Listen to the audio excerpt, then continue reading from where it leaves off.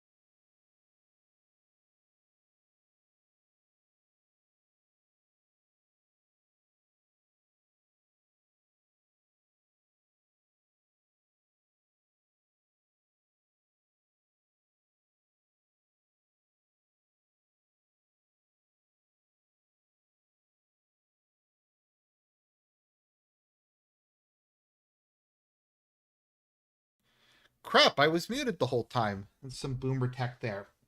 So, um, yes, I was just about to go to bed actually. I had to. I was gonna maybe do my laundry, hang it up, and then go to bed. And I'm like, let's see what's going on with Syria.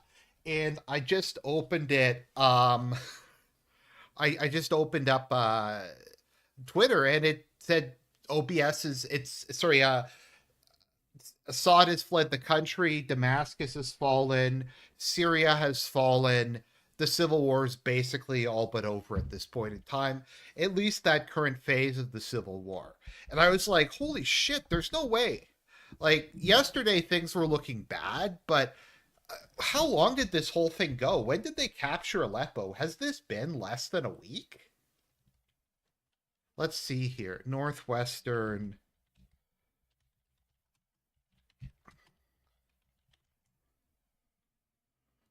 It started on 27th. So it's like a week and a half. Literally a week and a half. So 11 days. 11 days Assad went from having like completely like control of most of the country. Um and now it's completely fallen. The U.S. and Ottoman empires have struck back. Israel struck back. Assad has been driven from the country. Now, once again, I don't think his kids were there. There's talk that his plane was shot down. I don't know if there's any actual evidence for this yet. It might just be speculation. Yeah, I was thinking of that Coldplay song too, Fritz. I can't play it, unfortunately, because I get a copyright strike. But yeah, very much so. I'm trying to think if there's like another couple clips I can maybe play. So I like playing clips in these situations. Um, I think maybe this would work. Oh no, this is GDI ending I'm looking for.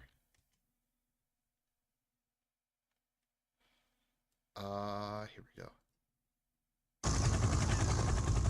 This is some actual footage from Damascus.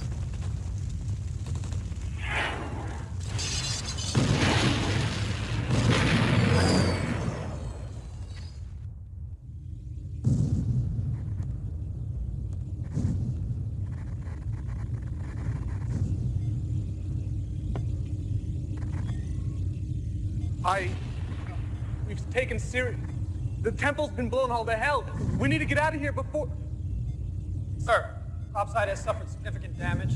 Structural integrity has been compromised. I estimate GDI will have access to this command center in approximately 20 minutes.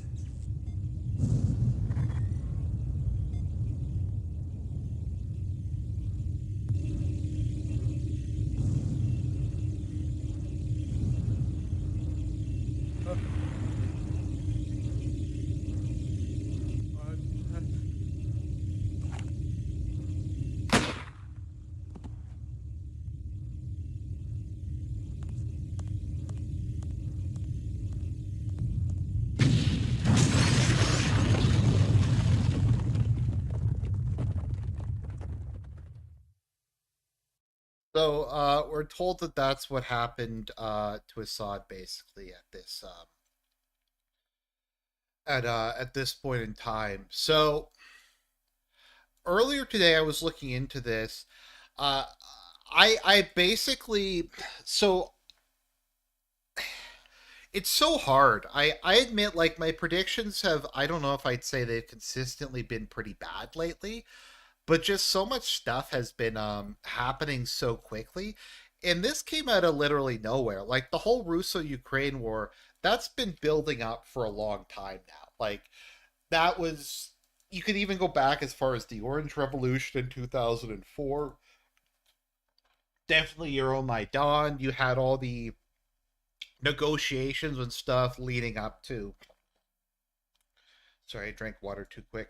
Um, Leading up to the whole thing. But this just kind of came out of literally nowhere. Like Syria wasn't even really involved with the whole Israel offensive. Also, what even happened? Is like just Israel no longer the current thing? Like, did that whole thing just stop? Like, was that just memory hold? Like, okay, Constantine called it, but yeah, like it happened just so suddenly. Um, Sorry, don't. Now I remember what I was saying. Uh, Now I remember what I was talking about.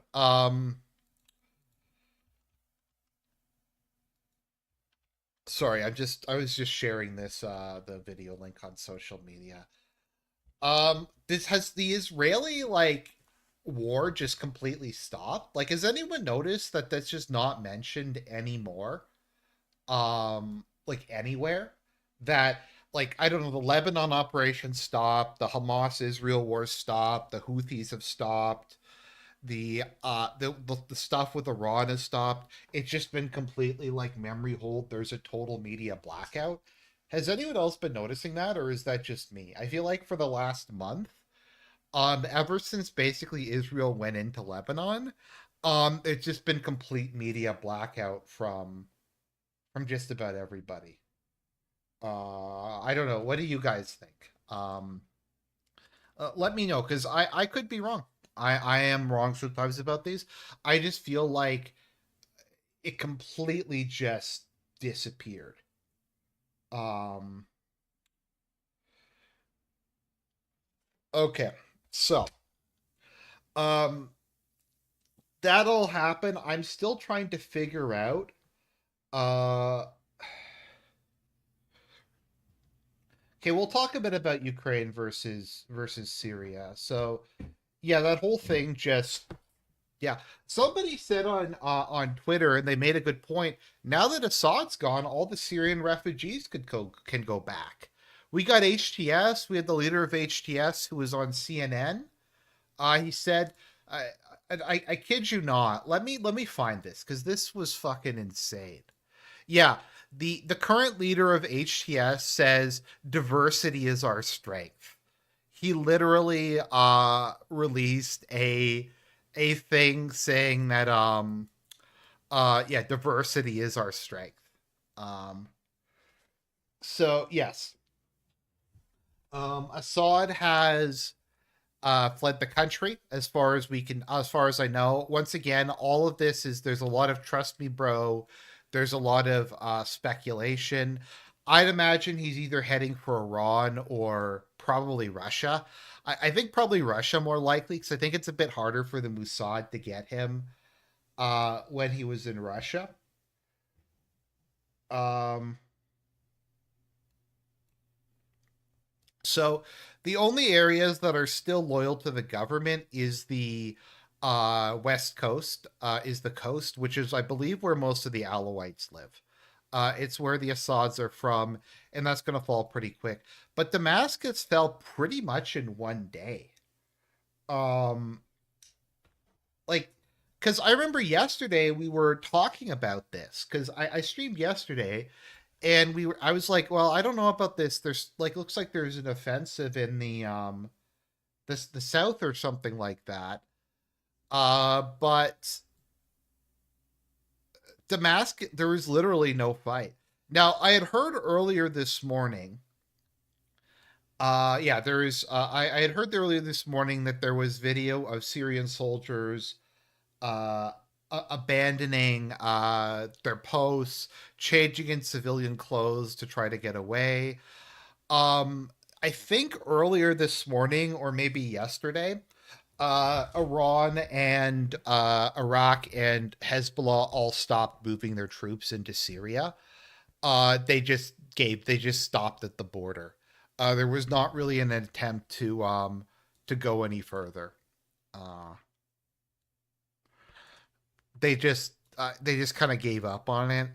Um, we don't really know exactly. So I'm trying to think of how to describe this. So I think the biggest issue with this whole thing is just how fast it happened. Um, yeah, they just completely disappeared and let's see here. Give the refugees a check and some building supplies and send them back. Assad is going to North Korea. Um, yeah, I well, this is even faster than the Taliban offensive. Uh, I had thought okay, so I had thought because Assad in Syria basically was like a totalitarian police state. I figured too many people within the regime would have been afraid that if Assad fell, that they would be killed in political reprisals. And I figured there was going to be enough regime loyalists who were dependent upon Assad that they would at least put up something uh, like resembling a fight. At least maybe the Alawites and Christians you'd think would try to do something. But I think what happened is Iran had to pull out all of its militias. Hezbollah's been busy in Lebanon. Russia's been busy in Ukraine. And so, for the first time, I guess, in years, the only real forces that the Syrian government has had at its disposal is the actual Syrian Arab army. Now, I've heard that they have become increasingly corrupt and incompetent. It's been decaying. I think a lot of the probably better it's probably like what happened with Ukraine, where most of the professional good soldiers got killed along the way, and all that's left is whatever they could forcibly conscript. Uh, it doesn't even seem like there was really a Praetorian Guard or or other things like that. Soleimani said towards the start of the war that the Syrian Arab army was practically useless. Yeah, okay, sorry. So let me just not look at chat and just try to take a step back. So I think what happened is because this was so rapid, and if you start to look into like the level of like media branding they had, the how well planned this was, how well equipped the rebels were, how like they seem to know in advance where all the Syrian positions are. This I think has been being planned for quite some time, and I think it's pretty obvious that this is not a spontaneous offensive. I don't know how long. I don't know how long Turkey, Israel, and America have been cooking this one up, but this was highly organized. But like I said, I think the key is how fast it was. Because, as I said, all of Syria's allies are kind of busy with other stuff at the moment. And while all of them have enough resources that they can send at least something to help out, like there wasn't even time, like this was what, 11 days ago? that this happened. That's not enough time for Russia to get Wagner together and sent them over. Um, it's not. It's definitely not enough time for Iraq to get the Shia militias together and send them over. It's not enough time for Hezbollah, who just did a truce with Israel to do anything. It just collapsed so rapidly. There's a difference. There's a difference between. Okay, so here's what to keep in mind. There's a difference between losing and not fighting. So the South Vietnamese government in the final offensive got completely and totally blown out. It was a disaster. They got just completely they just got destroyed. The army just kind of fell apart. Now, that wasn't really due to cowardice or an unwillingness to fight. There was a lot of problems that South Vietnam had. My understanding is the lack of fuel and ammunition was really a big problem, where they didn't have enough oil to run their mechanized divisions, but also just like 2 decades of basically struggling against uh, their northern counterpart had just kind of exhausted them.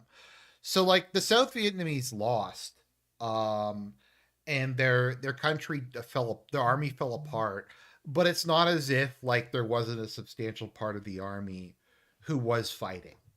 It wasn't as if like when they reached Saigon, there wasn't at least some people who were still shooting.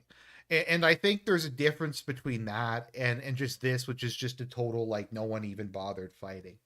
And I think back when this first happened, and the Syrian government was a bit stronger and more like hardcore than obviously they are now. There's a difference between someone who's losing a war, but putting up a decent fight, and you coming in to tip the scales in their favor and having to just do a complete carry. Like, I think what Russia realized and Iran realized is it's not them coming in and tipping the scales. It's not them coming in and offering a hand.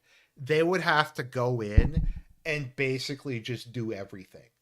Like it would just they would have to reoccupy like Syria for them.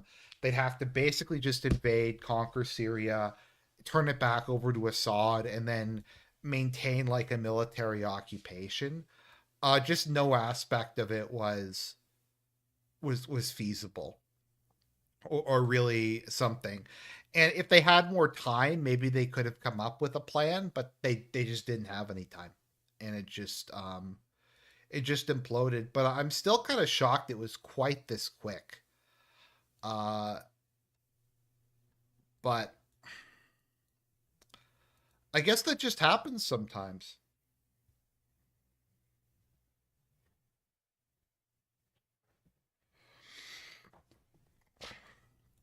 I guess sometimes just armies reach their breaking point, and they just collapse. So we don't know for sure. I'll look it up in a second just while we're talking about Assad fleeing.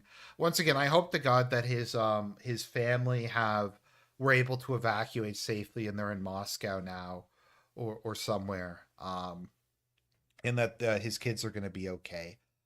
Um, well, like imagine if the ending of this um is Assad turns out being like a world famous ophthalmologist in Moscow. And that's like the end of this is he just goes back to being like an eye doctor, and that's the end of his like character arc. How awesome an end like arc would that have been? Um but I don't know. So I don't know if it is Assad's plan or not. Okay. Yes, Damascus has fallen. Damascus has 100% fallen. Um, it fell in less than a day. It fell, like I said, I was streaming at this time yesterday, and Damascus,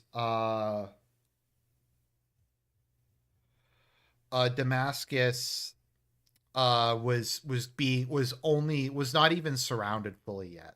Let me see if I can. I'm just seeing if I can. swap the is there a date on this one? Time. Okay.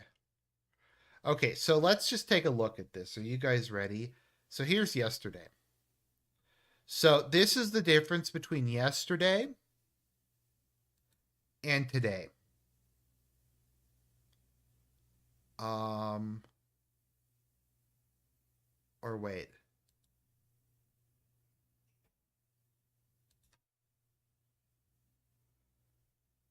No, that was yesterday. Sorry, I'm just trying to find. Okay, so that is okay. Sorry, I'm just not entirely sure how this works. Okay. So yesterday, today. Yeah. The Syrian government, Damascus, if we go back to yesterday, Damascus was actually not even surrounded yet. The Assad government still controlled a large contiguous piece of territory, ranging from the coast to Damascus. This entire, like, I don't know, he still controlled what, about a third of the country. And they lost like everything basically in one day. There was, as far as I can tell, uh, no fight actually happened. Um, I don't know what's going to happen on the coast. Those guys are fucked. I mean, they better hope that Iran is willing to take some of them in. Let's see here. So let's see if this is actually confirmed by anyone yet. Uh, okay.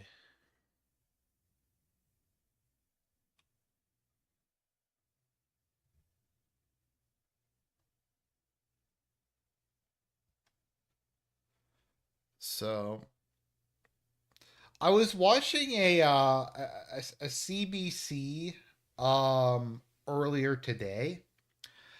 Um and the CBC was talking about the history of the conflict, and they used the term mostly peaceful protesters to refer to the guys. Okay, so do you guys this okay, I'm just gonna pull the chat. Do you guys want to do a just a bit of a side thing where we go and watch the interview with the leader? Let's do that. Let's take a side trip and go take a look at this. So this is the guy who's now in charge of Syria. He kind of looks like an Arab version of Zelensky. Doesn't he? Maybe a little bit. HTS is the new name Al Qaeda is going by. Um, Al Qaeda Syria changed their name to Hayat Tahrir al-sham. Um, and yeah, so this is the leader. Okay. Taking Hama, after taking Aleppo, I mean, how significant is this for you right now? From a military perspective, what comes after Hama will not be the same as what came before. However, I prefer not to be overly optimistic during the battle. I like to remain cautious and vigilant to avoid complacency and ensure we don't suffer losses while believing we are safe. What comes after this? What's after Hama? The course of the battle, as for the secrets of the battle, let's leave them to the unfolding events.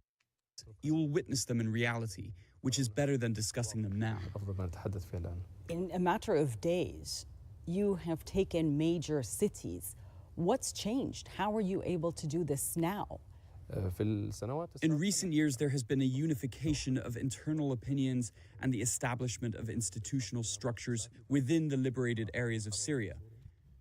This institutionalization included the restructuring within military factions.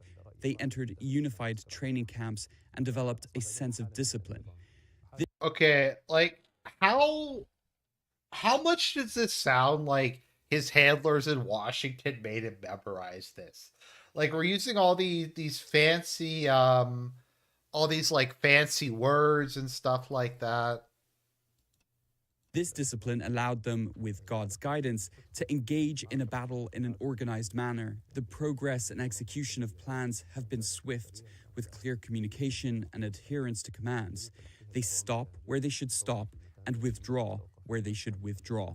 The revolution has transitioned from chaos and randomness to a state of order, both in civil and institutional matters and in military operations alike. Some believe this is happening because the allies of the Assad regime, the Russians, Hezbollah, Iran. Let's get a picture of Zelensky. They're weakened, they're preoccupied with other wars. And this is why we are seeing this happen right now. And the Syrian regime itself weakened. Is this what is happening right now? Is this why you chose to launch this offensive right now? As you know, we are still in the midst of the battle. Yeah, doesn't he look kind of like an Arab Zelensky, just a little bit? And discussing such details at this time is not wise. But you faced more of a resistance in Hama than you did. Also, why is CNN interviewing the leader of al-Qaeda Syria? In Aleppo. What do you think happened? Why did the regime withdraw like it did? The seeds of the regime's defeat have always been within it. It has been effectively dead since that time. However, the Iranians attempted to revive the regime, buying it time, and later the Russians also tried to prop it up. But the truth remains, this regime is dead. In the last year, it seemed like Bashar al-Assad survived the war. He was welcomed back into the Arab fold and on the world stage. The Arab countries' evaluation of the situation was mistaken. So is this just the thing now? Like, everything has to be like a movie? Like, they just found this dude and I don't know, they made literally like him Arab Zelensky to the green shirt. Like, and then they like trained this guy to like talk like a psych professor, and they brought him on CNN. Like, this is the fakest shit I've ever seen. This whole offensive is fake and gay. This interview is fake and gay. Like, I didn't want to start calling it the Syrian cinematic universe because I feel like the joke's kind of, well, not played out, but I didn't want to just use it for everything. But okay, so the whole Zelensky thing wasn't working. Like, it actually fucking is the cinematic universe. Like, so the Zelensky films were not making money, so they decided to do a soft reboot and replace Zelensky with Arab Zelensky. Arab Zelensky. And Arab Zelensky, like, did this big Hollywood cinematic, like, charge of the Rohirrim. It's like fucking this. Let's just play that clip. This is basically what happened in Syria.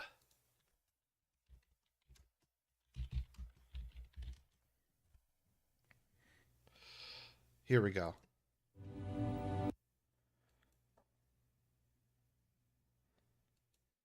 This is literally like what we're expected to believe happened. That's Arab Zelensky, and he shows up with the Rohirrim, and the Rohirrim just charge down the hill. That's the Syrian Arab army at the bottom.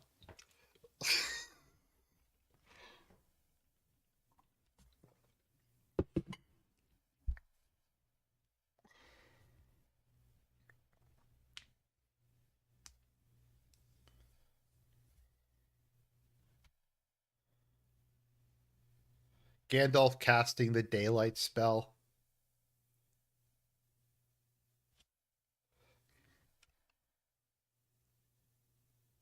So that's basically what happened. So they trained this guy up, and now he's going to be the new leader of Syria. He's the leader of the official terrorist group. Let's listen to some more of this. Is this not like something that they'd... You know what else this reminds me of? Okay.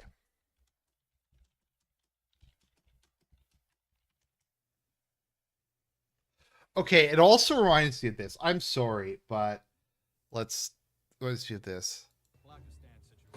Sir.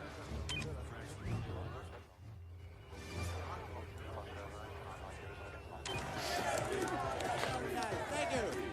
Thank you very much. If you just joined us, today's topic is My Father is Evil and he wants to take over the world. Okay, let's meet Scott Evil.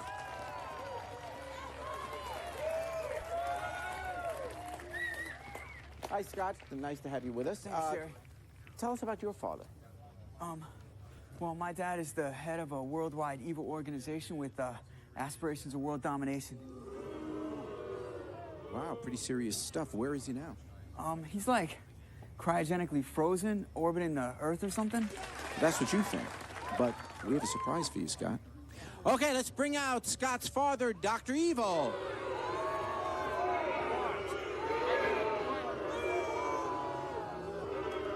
General, we've got a situation here. I don't know. It kind of reminds me of that. Some Arab countries try to So I have to inject a bit of levity into this. separate the regime from Iran's project. This is impossible. Even if the regime wanted this, it can't implement it. It's a subservient relationship. Iran can disengage from the regime, but the regime can't. To describe the regime as victorious is deeply unjust to the many children, people, women subjected to rape in prisons, displaced individuals scattered across the world. Doesn't this feel like some Harvard professor wrote it? Those drowning in the seas and those living in tents on the borders of other countries. What kind of victory are we talking about? In the past, you have talked about strict Islamic rule. Is that still the plan? People who fear Islamic governance either have seen incorrect implementations of it or do not understand it properly. We are talking about something that Real Islamic governments has never been tried, guys. aligns with the traditions and nature of the region. The most important thing is to build institutions. We are not talking about rule by individuals or personal whims. It's about institutional governance. Syria deserves a governing system that is institutional, not one where a single ruler makes arbitrary decisions. What the fuck am I watching? Like, what is this? This sounds like something like I would have heard in first year poli-sci. Like what the fuck is this? Institutional government? Like, we have this fucking, like, sorry, my brain just... We had Arab Zelensky, who's on CNN, giving this rehearsed speech that, like, a poli-sci professor wrote. Many Syrians are happy and will be happy to see the end of the Assad regime, but they're also worried about what HTS rule would mean, including minorities. No one has the right to erase another group. These sects have coexisted in this region for hundreds of years, and no one has the right to eliminate them. There must be a legal framework that protects and ensures the rights of all, not a system that serves only one sect, as Assad's regime has done. You know, listening to you speaking, you've gone It sounds like a human rights lawyer, like, wrote this. through quite the transformation. Once an al-Qaeda leader, your group has had affiliations with al-Qaeda, with ISIS, and now you are projecting this image of a moderate leader and a moderate group. What is HTS right now? Hayat Tahrir al-Sham is one of the factions in the region, just like all the others. Now we're talking about a larger project. We're talking about building Syria. Hayat Tahrir al-Sham is merely one detail of this dialogue, and it may dissolve at any time. It's not an end in itself, but a means to perform a task confronting this regime. Once that task is complete, it will transition to a state of governance, institutions, and so on. I believe that everyone in life goes through phases and experiences, and these experiences naturally increase a person's awareness. A person in their 20s will have a different personality than someone in their 30s or 40s, and certainly someone in their 50s. So are those days behind you?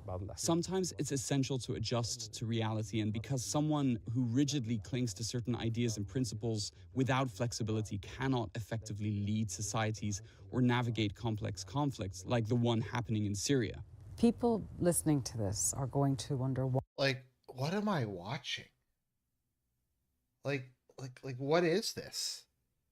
It's so like, I don't know, guys. You get what I'm saying though, like that this is really weird the way he's talking, that it sounds like some professional academic wrote this out as like his graduate thesis. Why they should believe you. You are still a specially designated global terrorist by the United States with a $10 million bounty on your head. Your group is a prescribed terrorist organization by the United States, by the UN, by the EU, and others. I say to people, don't judge by words, but by actions. I believe the reality speaks for itself. These classifications are primarily political and at the same time wrong. I define a terrorist as someone who intentionally kills civilians, harms innocents, or displaces people. If we're being honest, many of the wars waged by major powers in Arab, Muslim, and even non-Muslim countries have involved the deliberate killing of thousands, the destruction of homes, and the displacement of millions. Even the regime itself is guilty of such actions. But the US and others would say is that you were parts of groups that did exactly that. Personally, I have not done these things. The situation must be understood in its historical context. There was a massive war in Iraq that deeply stirred people's emotions, prompting many to go there. The circumstances of that war led people to various places. Okay, I know he's concerned. Okay, so just to respond to Froggy, and I know people don't like it when I do. He's saying I'm closed-minded because I can't believe that this guy is just really smart and he just wrote this on his own. I mean, this whole thing is very clearly like set up. Like it's just this polished, like, why is CNN interviewing one of the leaders of Al-Qaeda? Like it's so set up. This whole thing was just so like organized and pre-planned and stuff like that. I don't know like how else to really describe it. And it's so fucking bizarre that we're having this interview. Keep in mind, they will not interview anyone from Russia.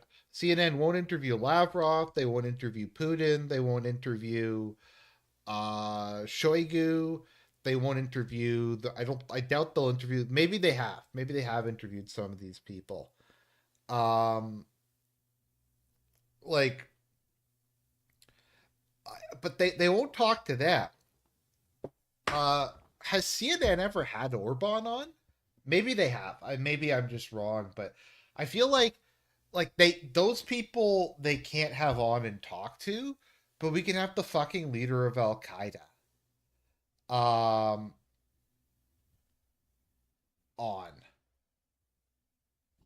So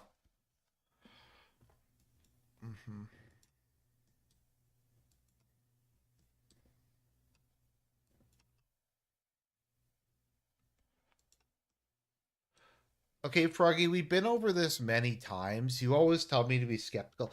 I can't recall if you've ever actually said what it is you want me to call Russia out on. Like, I don't recall you ever actually saying anything other than just kind of vague, you should just shit on Russia because I don't know. So anyways, yeah, so that's going on. And I don't know how much longer the remaining, like, who's even in charge of it? Let's see here. Uh Diversity is our strength. HTS official statement, diversity is our strength. We want an Islamic State, an Islamic Emirate.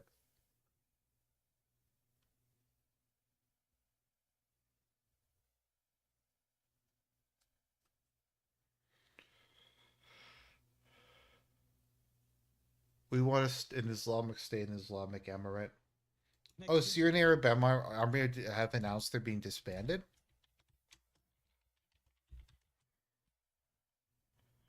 Oh no, SAA, Syrian Arab.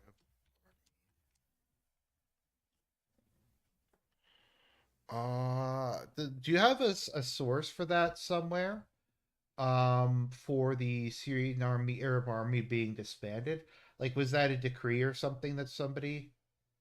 Okay, the prime minister gave up his power.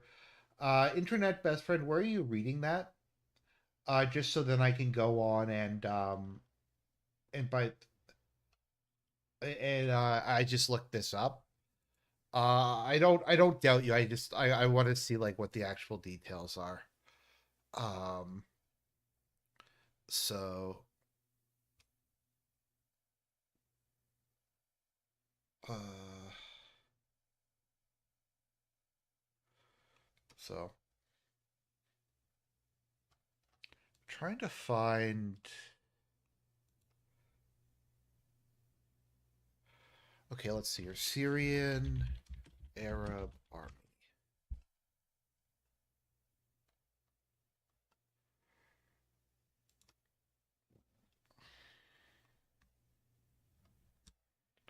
Okay, the Syrian Arab Army received a collected disarm and disperse order by the new government. Who is the new government though?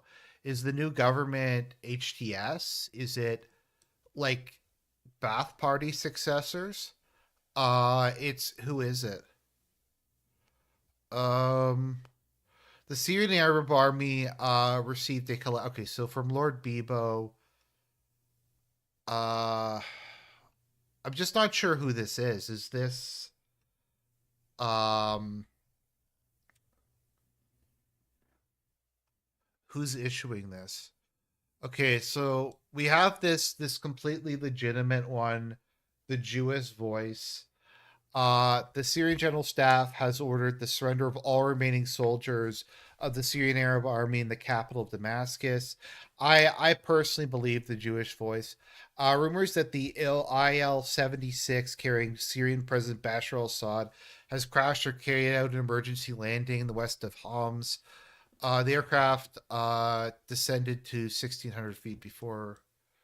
Okay, Syrian transnational government. Let's transitional government. Let's see who that is. Um. Okay, here we go. Syrian Prime Minister says he is ready to hand over the government to the opposition. A peaceful transition. Okay, let's see here.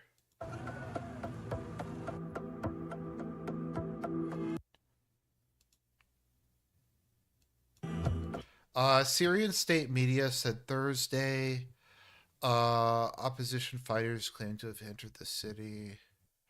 Let's see. Is there a government of Syria Twitter account?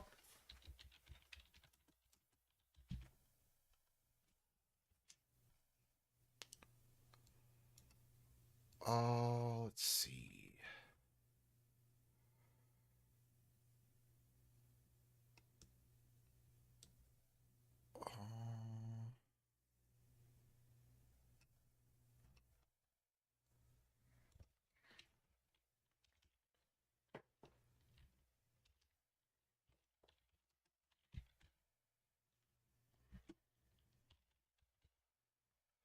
Uh, I'm just trying to think. Okay, Syrian Arab Army. This. Okay, I'm just trying to think. Syrian government website. Let me just see what we have here. Is this actually the Syrian government? This looks like some scam site from the 1990s. Uh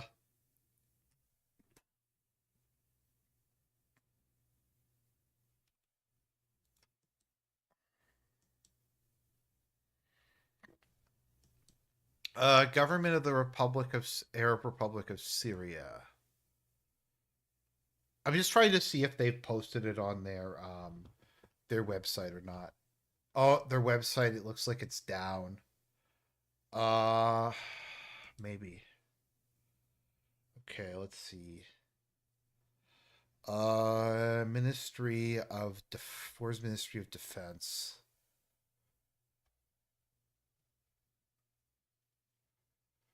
Is that what it is? I don't know what that word means. What is that, an Arabic word for something? Okay. I think that's Ministry of Charity. Let's see. Is their website still up?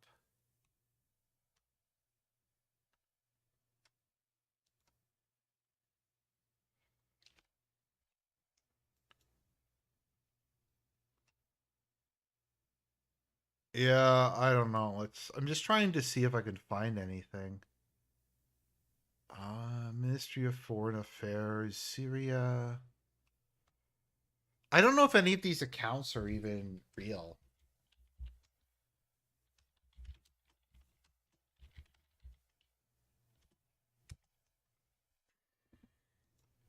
Elon, you have to do something to fix Twitter.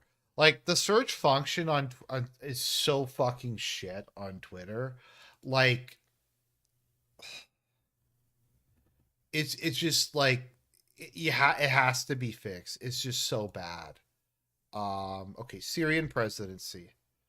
Okay, December 2nd. It doesn't look like there's been any posts here for a couple of days.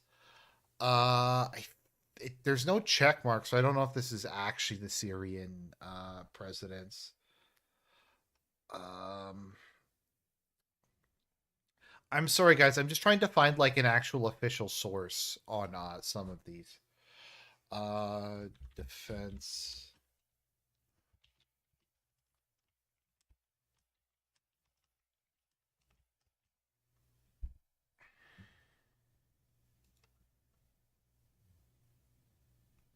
Okay, here we go.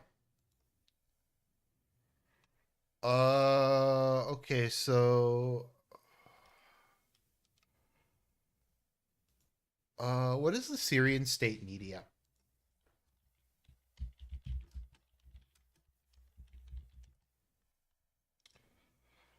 I'm just okay, Syrian Arab News Agency. I think that is their state media. So let's just take a look at it. I just want to see what they're saying rather than go off of secondary sources.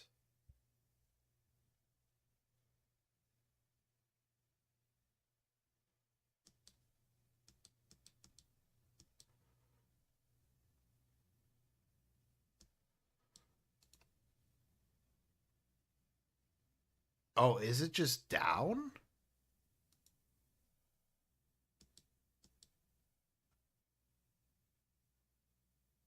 Is their website just down now? It might be. Yeah. I don't know. It looks like their website's just down. Um yeah, their website's gone.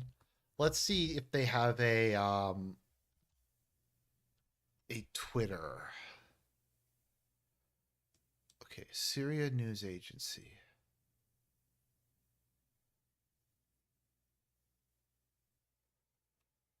Okay. The last thing we've seen is basically nothing. Uh, News from the Syrian Arab News Agency. Oh, okay. There's been nothing of that for a while.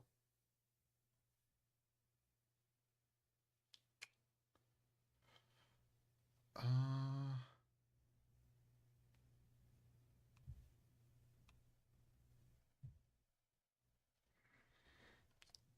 just trying to see if yeah.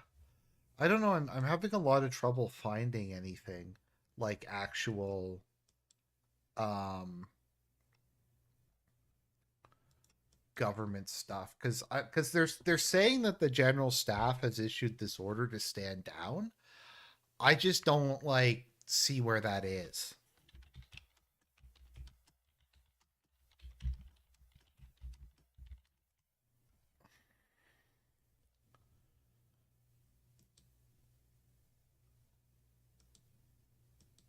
Okay, so let's see if any of these actually have officers, the Assad's rule has ended.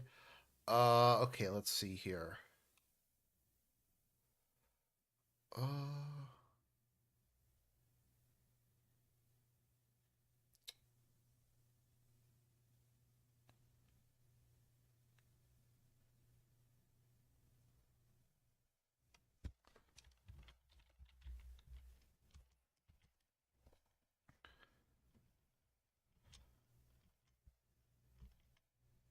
okay, there's no source here. Syrian Army Command, it doesn't give a source to where that is. It doesn't say like who specifically gave the order. Okay, so that's just like just it's trust me, bro. I don't know. Maybe it's just me getting becoming old. Maybe it's just me becoming like a boomer or something. I just get increasingly intolerant of these like of news organizations not including uh the sorry, I'm just there's a lot of stuff going on. They never include like a source for any of these things. There's never like a link to the actual. Well, sometimes there is. It's just I just so tired of like seeing just these posts like and it's Troustem bro, and it's never there's never a citation. There's never a link to the government document. It's always some fucking anonymous person who's not going to go on record, and it's just irritates me. And it irritates me more and more as time goes on. Um, okay.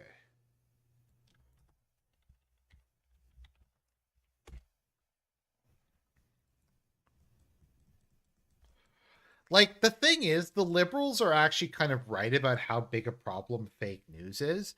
It's just that they perpetrate a lot of it. Like I do maintain that right wing fake news is substantially worse than the mainstream media. Like in terms of just how much they make things up and lie. But the media is really bad for that too. Um, so let's see here.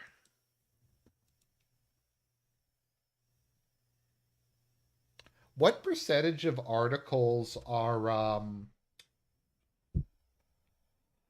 what percent of articles are actually like just taken from Reuters? Like all of them basically? I feel like basically all the articles on Reuters are just stuff that they take from Reuters, like and just copy paste it. Let's see here.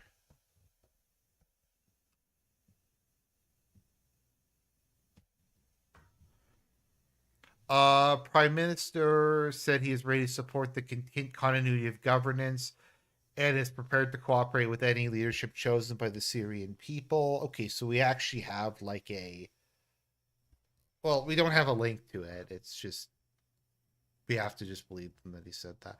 Maybe I'm just being too harsh. Um, maybe I'm just being too harsh.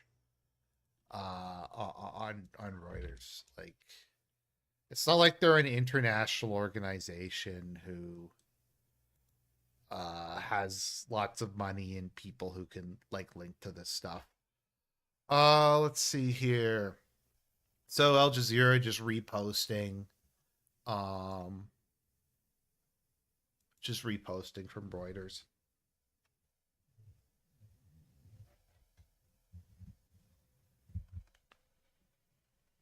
Oh, let's see here.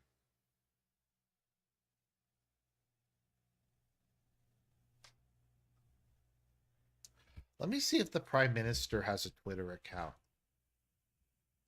Take a look at that. Yeah, has anyone else noticed just how much? You know what really has the worst? The worst search is probably um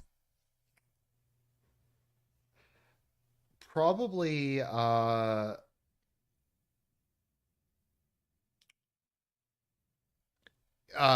is probably Outlook. Like I find that even when um I use quotation marks, it still won't give me an exact. Okay, let's see here. He will cooperate with any leadership chosen by the Syrian people. Okay, so there is actually a video. I am in my home and not left. The matter is up to any leadership. We are ready to cooperate, and all properties of the people and institutions of the Syrian state must be preserved. Okay, so uh, I don't know. I uh, I would be against them. I kind of to a certain extent do believe in sovereign immunity with to a certain extent. I don't really know if anyone has the right to judge a prince. Like I don't know if anyone really has the right to put Assad to death or to put this guy to death as he was the prime minister. Um but I don't know, like I like Froggy, what is your point that I live in Canada and Canada's shit? Yeah, I mean I say that all the time. Like people sometimes will be like, "Well, what do you know? You live in Canada." It's like that's supposed to be some sort of diss um that I live in Canada. Uh it's like, yeah, I know. I know it's at work. I'm often the only white person in the room. Uh other than maybe some like middle-aged Karen, but yeah, no, that's just common. It's I don't even live in Toronto anymore, and it's the whole place is just run. It's just Indians. You go into a restaurant, it's entirely Indian now. It's just some of the Canadian people are kind of upset about it, but broadly speaking, um, Canada has the society and the government that it wants, um, and that it deserves. So, like, it's sorry, we'll get back to this in a second, but it's kind of funny because Ashton and Andy like to talk about how Ethan Ralph is living in Mexico and he hasn't been able to speak English to anyone in like months. I know how they feel. It was easier to get service in English in Prague than it is in Winnipeg. In a lot of cases, you just go in like they can't even get my donut order right. Uh like I don't even order anything that complicated. It's like, could I get an extra large coffee with two milks? Um but I don't know. It's Canada's fucked. Like the Americans talking about invading Canada, like guys, don't do it. Not for my sake, but you don't want 10 more blue states. Cuz even Saskatchewan and Alberta will vote. They might be likely blue instead of safe blue, but that's about it. Every other state, every other province is going to be safe blue. So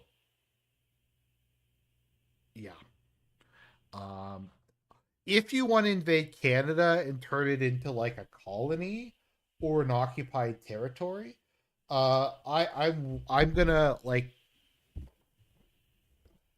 get in touch with me if you need like a collaborator or you need someone to set up a government.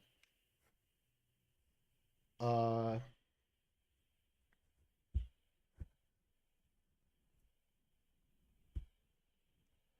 Look, Canada is so depressing that covering like potential genocides in Syria is less. I just can't like. Maybe that makes me weak. Maybe that makes me like a bitch that I don't cover Canadian politics because I just find it too depressing. I just can't. I have to deal with that every day at work. I have to deal with that on the news media.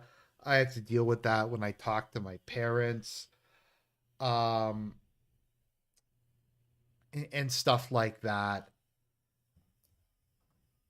But I don't have the mental fortitude to cover Canadian politics on a regular basis. It's just too depressing. Like when I if you go on to Canadian Reddit keeps getting shut down because so many people complain about immigration, and it's literally just almost entirely millennials and zoomers now talking about how they're never going to be able to buy a house.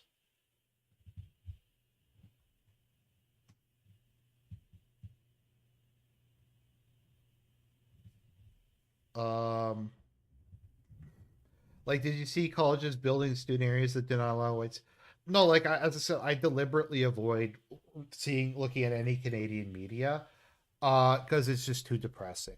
Like, there's a certain distance between me and what's going on in the United States, and what's going on in Syria and Ukraine and stuff like that. But when I read like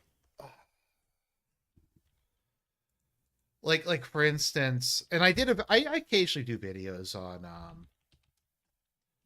uh about Canada. I did a video on this one. I think I actually started crying during this one actually. The We had the autistic Calgary woman who wanted to be gassed by the Canadian government, who started a hunger strike to try to die from that. The court ruled that it would be cruel and unusual punishment to not allow her to gas herself. And that's just stuff like that happens every day. You had and I posted about this. There is a town in Ontario. Uh, uh, there was a town in Ontario, where the government, like the provincial government, fined the town for not celebrating Pride Month.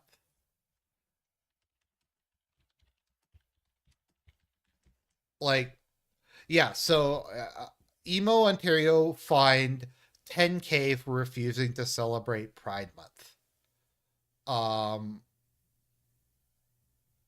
and I just like it's just too depressing. Um, so I don't know, Froggy. If you're wondering why I don't do that, I used to work in Canadian politics. I did like 4 years in it. I tried to put in my time. It's just the reason I left Canadian politics actually isn't even over the depressing thing. It's because I don't know. I've talked about my boss, the Jewish guy who would harass me for being a Christian, and talk about how I worshipped him and how the Jews invented Christmas to take the Jews wrote every Christmas. Um, Invented every Christmas song and would and I just kind of left it over that, and that's the reason I don't work in Canadian politics anymore. Is largely because of that thing. Um, but no, like I used to, and I didn't talk about it that much at the time, but it was like a while ago, so I feel less concerned about it. But no, I used to work in Canadian politics a bit. But among some of what's considered edgier stuff in Canadian politics, but I didn't even really want to leave. Um, Working there, it's just I don't know. It was just really bad.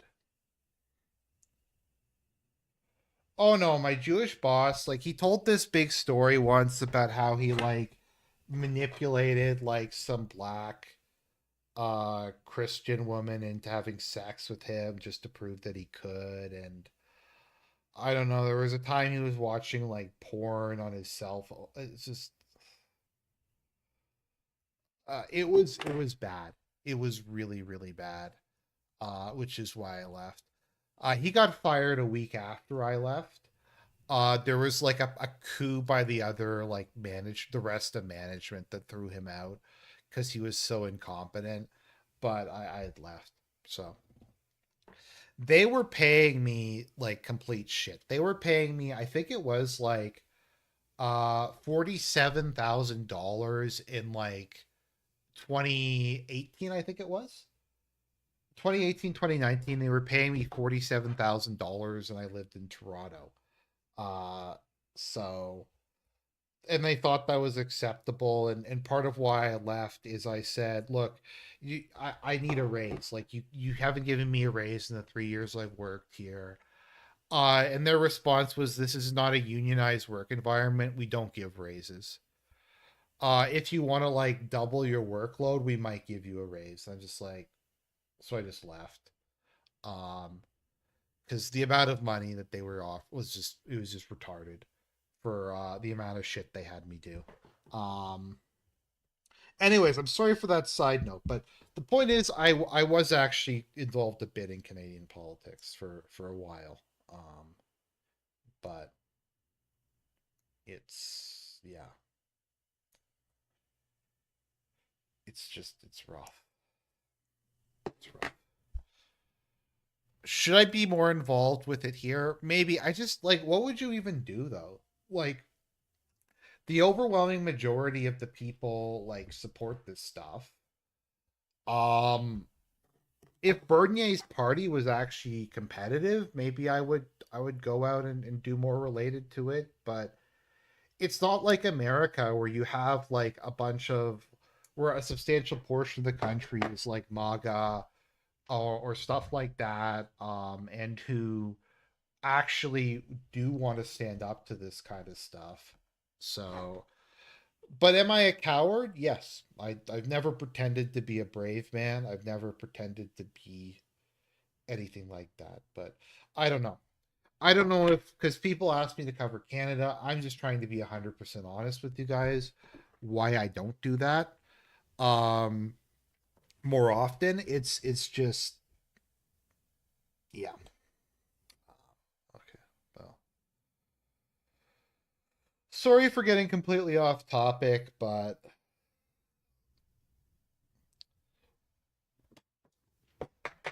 and I get that Froggy is often trying to concern troll me, or stuff like that. But if he makes like what I consider to be a decent point, I do feel I should maybe just respond to it, just for the sake of transparency, and intellectual honesty. So, my rent's gone up 30% in the last 3 years. Now that I think, I was just thinking about that. I just got another,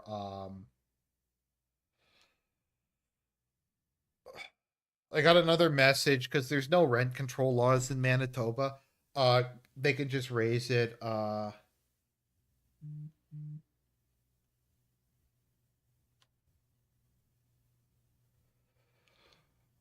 what was it again?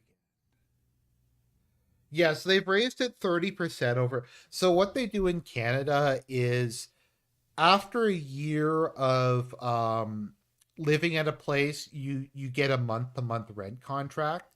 So you have your actual rent and your nominal rent. So your nominal rent is about $500 higher than your actual rent. So the guy, the actual rent. So what they do is, my actual rent is probably like $2,000 a month, but they discount it to like $1,500 a month. Um, and if I don't sign on every year, then they will make it what the actual amount is. It's just a way for them to have that in their back pocket, wherein they can just jack it up whenever they really want to. Um, no, it is literally like 30. Like, I know it sounds, so the amount of money I pay in actual rent has not gone up 30%. It's gone up from like 11 1350, I think it was, to like 1350, something like that, for the 1350. But the nominal amount that it says on the contract pre-discount has gone up 30%. I hope that makes sense. I hope that that makes sense. Um, Housing's just cheaper there. It's just like I couldn't even really afford anyone to wait. Israel invasion of Syria has begun.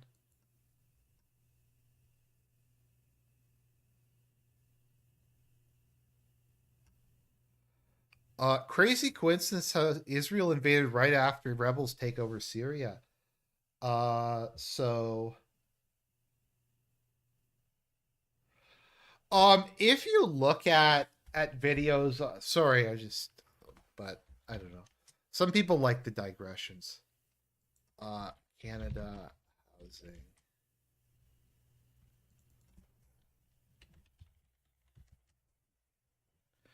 So if you start to look at like a lot of these like the news stories about Canada, it's just like entirely black pill doomer posting.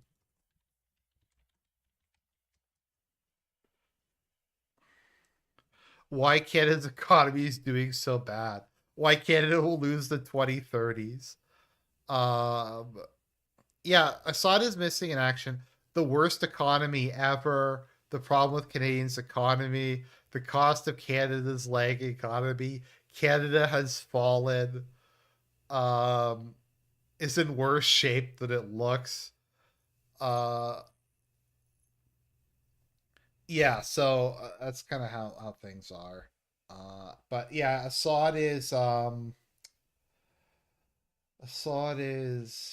missing in action. I don't know though if that's really been confirmed by anybody. I think nobody knows. I think there's a lot of fog of war. Could the plane that taken off have had Assad in it? Maybe. Assad might have left earlier today. He might have left a couple days ago. He's probably honestly just trying to keep it on the down low to evade the Mossad until he can get to Russia or somewhere relatively safe. I the Mossad might assassinate Assad in Russia, but I kind of doubt it.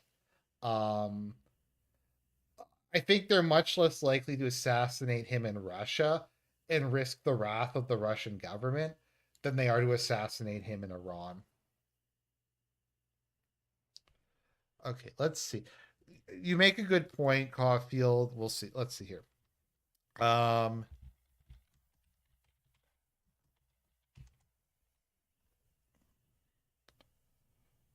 uh, is there okay? So is there anything, or is this just a trust me, bro thing? Uh,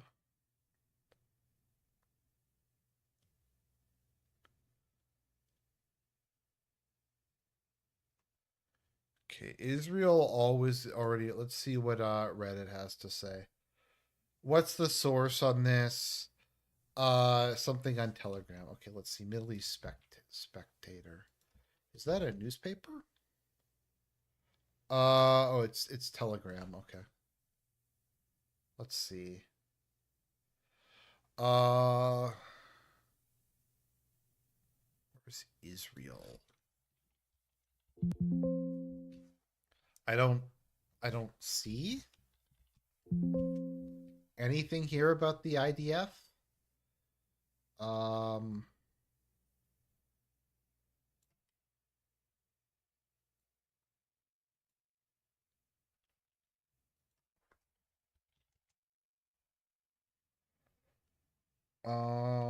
okay, okay, here we go. The IDF have entered and captured the Syrian town of okay, so let's see here. Let me just look this up and see if this is real.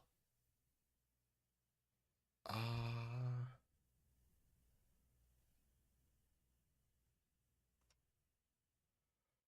Okay, we have Pravda.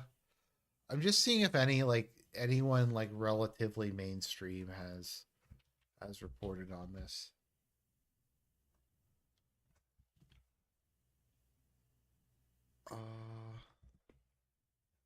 What's the name of this city?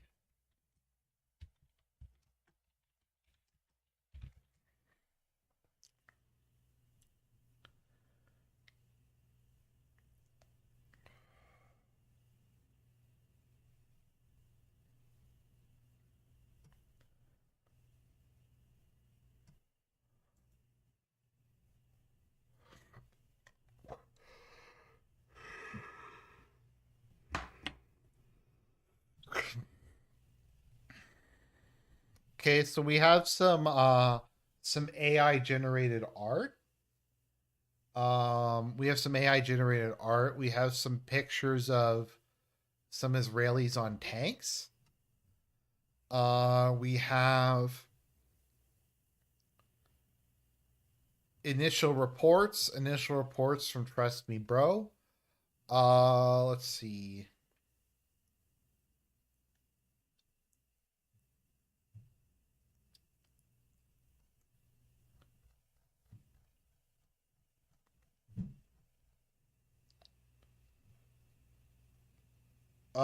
No, like I know that there were articles that about how let me see here.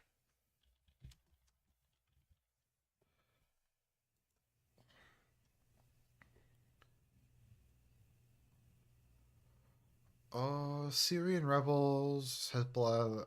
Let's see.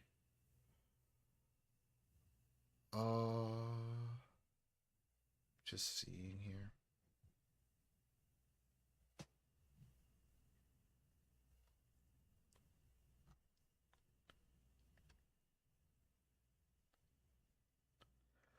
Okay. IDF had reportedly advanced at least 500 meters into Syrian territory. 500 meters is shit. Like, what does that even mean? That could be a buffer zone. I don't know if that really counts as an invasion. I don't know if Israel, like, once again, I still don't really get what Netanyahu's master plan is. If this whole thing is to, like, I don't know what it is. But I don't really honestly see much aside from a couple things that are all references to one uh Telegram chill. um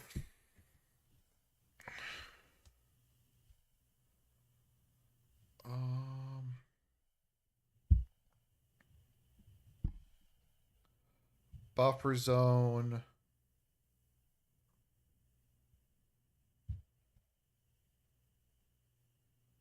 Yeah.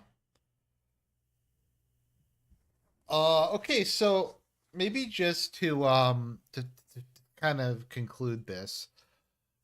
Sorry, I don't know how informative that was. A lot once again, a lot of this stuff was happening literally as we were talking about it. So let's see here.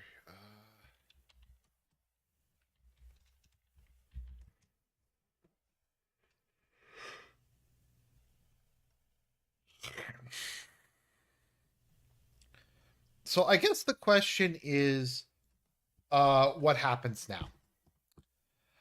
We have Al Qaeda is now in control of Syria. We have the Kurds in control of the east. Turkey now has basically a Turkish proxy or close Turkish ally is now in control of Syria. So, what is this going to mean for the Kurds? The Kurds have taken this opportunity to grab a whole bunch of territory themselves.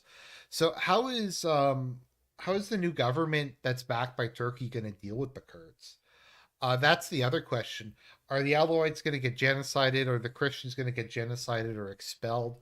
The next problem is what happens to Hezbollah. Um,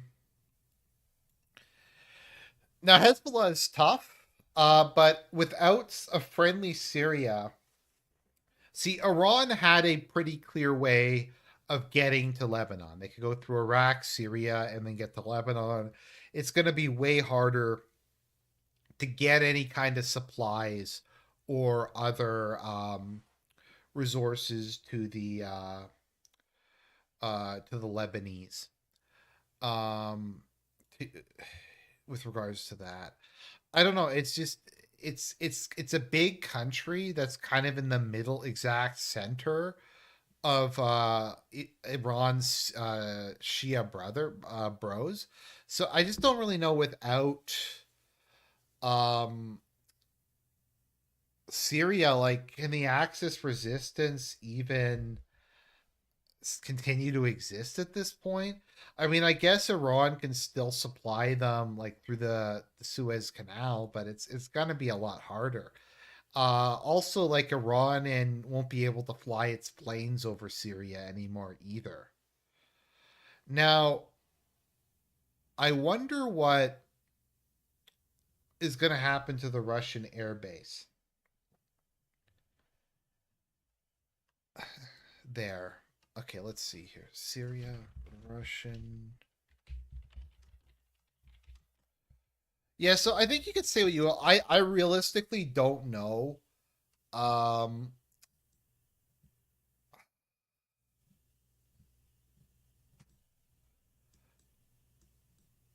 Sorry, I'm getting tired. Yeah, I don't know what's gonna happen with this. Too strategically, very present, serious threat of following. Russia will probably just pull out.